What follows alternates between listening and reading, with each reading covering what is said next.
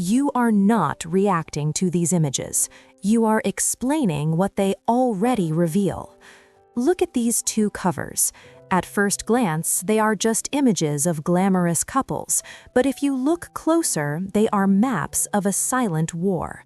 On the left, we have Life magazine, 1959. Notice the composition. Jackie Kennedy is in full focus, occupying the foreground in a striking pink ensemble. She is the anchor of the image. And where is Jack? He is seated behind her, slightly out of focus, almost like a shadow or a silent observer. This wasn't an accident. In 1959, the media already knew that the camera didn't just like Jackie, it was obsessed with her. Jack Kennedy, a man of immense ambition, had to make a choice right then.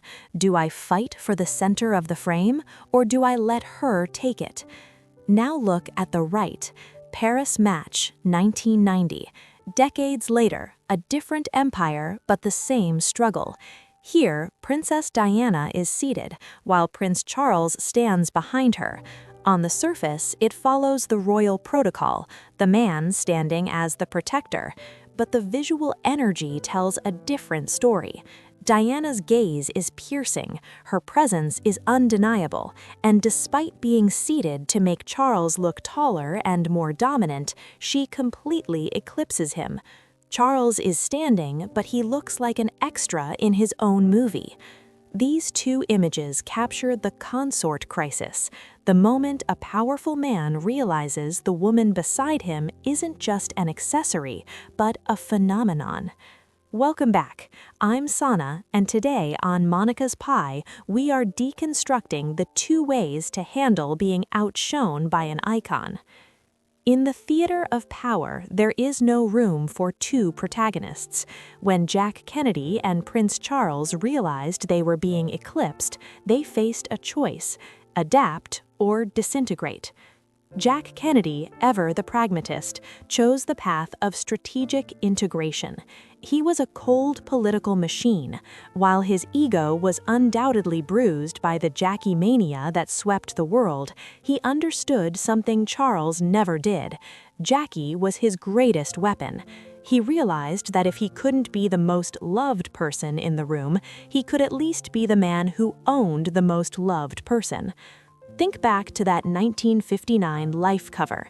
Jack is sitting down. He's literally lowering himself in the frame to let Jackie stand tall. He turned his insecurity into a political asset.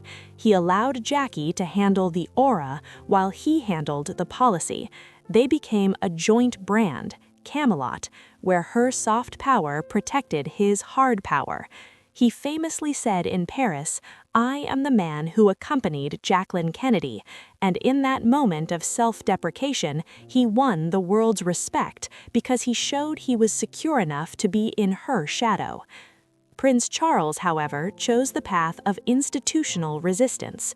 Unlike Jack, who was an elected politician who understood the value of a star, Charles was an heir to a 1,000-year-old institution. To him, the institution was the star, not the individual.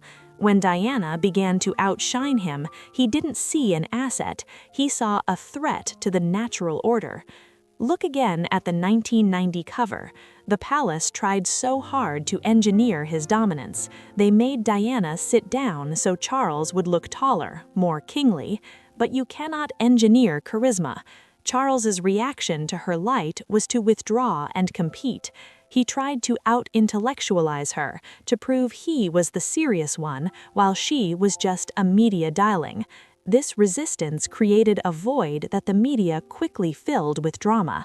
While Jack learned to share the frame, Charles tried to reclaim it, and in doing so, he broke the lens.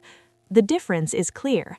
Jack Kennedy leaned into the phenomenon to save his presidency, while Charles fought the phenomenon to save his pride. Jack died as part of a legendary duo. Charles lived to see his reputation dismantled by the very icon he tried to suppress. It's a cautionary tale for any leader in 2026. Whether you are a politician, a CEO, or a creator, when you are married to a sun, you either learn to bask in its light or you let yourself be burned by its shadow. You cannot sit someone down and expect their light to dim. You only make yourself look smaller by comparison. I'm Sana, and this was the deconstruction of the Consort Crisis. Subscribe to Monica's Pie and tell me in the comments, is it a sign of strength to step into the background, or is it a survival tactic for the ego?